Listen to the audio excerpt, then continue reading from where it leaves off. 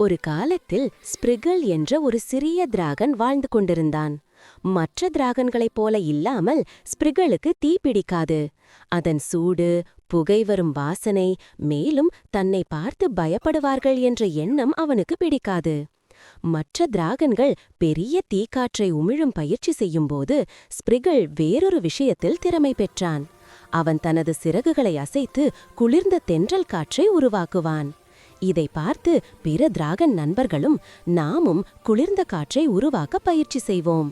பள்ளத்தாக்கில் யாருக்காவது வெப்பமாக இருந்தால் ஸ்பிரிகலும் அவன் நண்பர்களும் பறந்து வந்து மெதுவான குளிர்ந்த காற்றை வீசுவார்கள். ஒரு கடும் கோடை நாளில் சில குட்டி விலங்குகள் பிக்னிக் செய்ய வந்தனர். ஆனால் சூரியன் மிகவும் சூடாக இருந்தது. அவர்கள் வீட்டிற்கு திரும்பி செல்ல நினைத்த நேரத்தில் ஸ்பிரிகலும் அவன் நண்பர்களும் மேலே பறந்து வந்து முழு புல்வெளியையும் குளிர்ந்த காற்றால் நிரப்பினர். உன் குளிர்காற்று எங்கள் நாளை காப்பாற்றியது என்று அனைவரும் நன்றி தெரிவித்தனர். சிறந்த டிராகனாக இருக்க அவனுக்கு தீ தேவையில்லை, தானாக இருப்பதே போதுமானது.